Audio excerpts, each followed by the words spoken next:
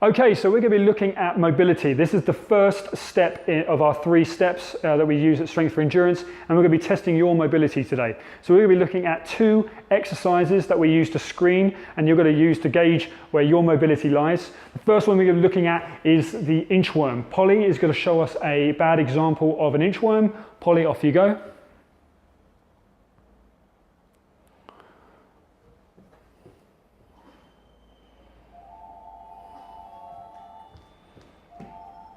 All right, so what do we see there? We saw her having to bend her knees when she reached down towards her toes. She was having to bend her knees, showing me she's got limited range of motion in her lower back and her hamstrings.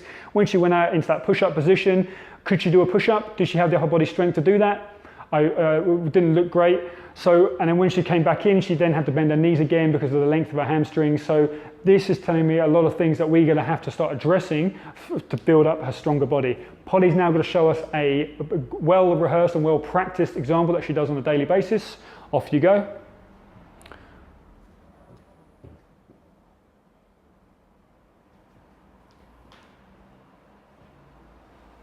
And as you can see, our primary focus being the hamstrings, lower back. Does she have nice straight legs? Could she reach down to the ground, no problem? Yes.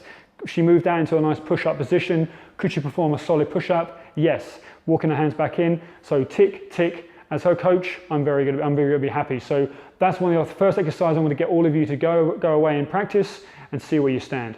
Our second exercise, the squat. Okay, the bodyweight squat. Very simple, very well used exercise. Polly is going to show us a bad example of a squat. Bring yourself up. What do we see? We saw limited range of motion again in the lower body. I say we saw a lot of tightness in the hip, the knee, probably the ankle as well. Her angle of her back is very acute, and that's what is telling us that, you know, if we put any just showing us that she's not able to load her body very efficiently. So this is what we're now going to do is we're going to ask her to perform a well-practiced example, a good example of a squat. Off you go. Good. And as you can see at home, you'll be able to see that there's a significant difference between the first and the second. The second being a much more upright body position, a much more efficient loading pattern.